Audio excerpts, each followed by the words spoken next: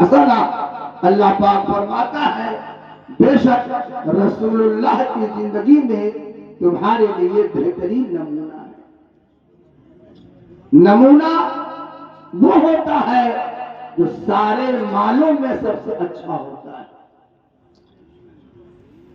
جس کو دکھایا جاتا ہے وہ نمونہ ہوتا ہے، اور اسی نمونہ کو دیکھ کر باقی چیزیں پرچیزنگ کی جاتی ہے۔ اللہ تعالیٰ نے میرے نبی کی زندگی اور سیرت کو نمونہ کہا ہے۔ اس کا مطلب یہ ہے کہ دنیا میں جتنے بھی بہتر لوگ آئے، سارے بہتر لوگوں کی زندگی سے بہتر زندگی ہمارے مصطفیٰ کی زندگی ہے، اور دنیا میں جتنے اچھے لوگ آئے ان سارے اچھوں کی زندگی سے اچھی زندگی میرے مصطفیٰ کی زندگی ہے۔ سارے اچھوں سے اچھا سمجھیے جسے ہے اس اچھے سے اچھا ہمارا نبی، اور سارے اونچوں سے اونچا سمجھیے جسے ہے اس اونچے سے اونچا نبی کی سیرت کامل ہی نہیں ہے، مکمل نہیں ہے، اکمل ہے، اکمل۔ اس دنیا میں بہت سے لوگ آئے، انقلاب آفری شخصیتیں آئیں، ایسے ایسے لوگ آئے جن کی لکھی ہوئی کتابوں نے دنیا کا مزاج بدل کے رکھ دیا، جن کے افکار و تعلیمات نے دنیا کو یوں ٹرن ہونے پہ مجبور کر دیا۔ دنیا اگر پورب کو جا رہی تھی تو ان کی انقلابی فکر نے پورب جاتی ہوئی دنیا کو موڑ کر پچھم کر دیا ہے۔ ایسے انقلاب آفری لوگ دنیا میں آئے، ہر میدان میں آئے ہیں، علم کے میدان میں ہو، دین کے میدان میں ہو، سیاست و اخلاق کے میدان میں ہو، ادب کے میدان میں ہو، ہر میدان میں ایسے انقلابی شخصیتیں پیدا ہوئی ہے، مگر آج تک ایسی کوئی شخصیت نہ پیدا ہوئی، کوئی آج تک ایسی پرسنالٹی پیدا نہ ہوئی جس کی زندگی کی ساری چیزیں کتابوں میں لکھ لی،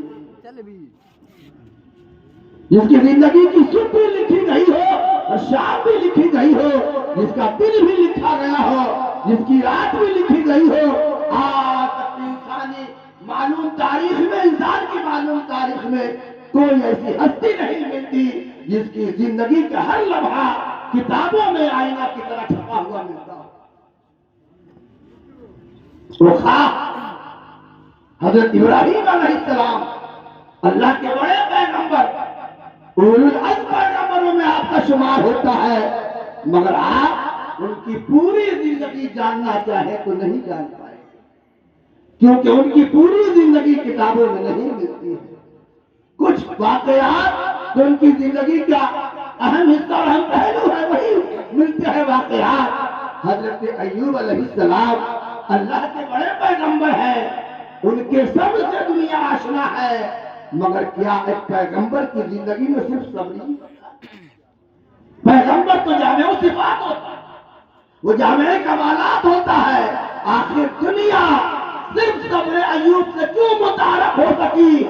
شکر ایوب کو دنیا کیوں نہیں جانتی ہے؟ علم ایوب کو دنیا کیوں نہیں جانتی ہے؟ اس لیے نہیں جانتی ہے کہ کتابوں نے ان حوالوں سے کچھ نہیں کیا۔ اگر آپ دوسری دنیا میں جائیں، کارل مارکس ایک دنیا کا انقلاب آفری آدمی تھا، انقلابی آدمی تھا، جس کے سیاسی افکار و نظریات نے دنیا کے سمجھنے کا مزاج بدل کے رکھ دیا، اور جس کے فکر سے متاثر ہو کر دنیا کا بڑا حصہ روس اور چین کی صورت میں مرض وجود میں آیا۔ اگر آپ کارل مارکس کو جاننا چاہیں پوری زندگی، لینن کو جاننا چاہیں، اسٹالن کو جاننا چاہیں، تو آپ کو پوری زندگی اس کی مل نہیں پائے گی۔ بڑا انقلابی آدمی تھا، مگر سیاست کے حوالے سے، نظام حکومت کے حوالے سے اس کے افکار تو کتابوں میں ملتے ہیں، اس کی تعلیمات تو کتابوں میں ملتی ہیں، مگر اس کے اخلاق کیسے تھے، اس کا ادب کیسا تھا، اس کے چال چلن کیسے تھے، بچوں میں کیسے رہتا، بوڑھوں میں کیسے رہتا، سماجی حیثیت سے کیا زندگی تھی، کتابیں خاموش ہے۔ تو اس دنیا میں کوئی ایسی ہستی نہیں آئی جس کی زندگی کا ہر لمحہ کتاب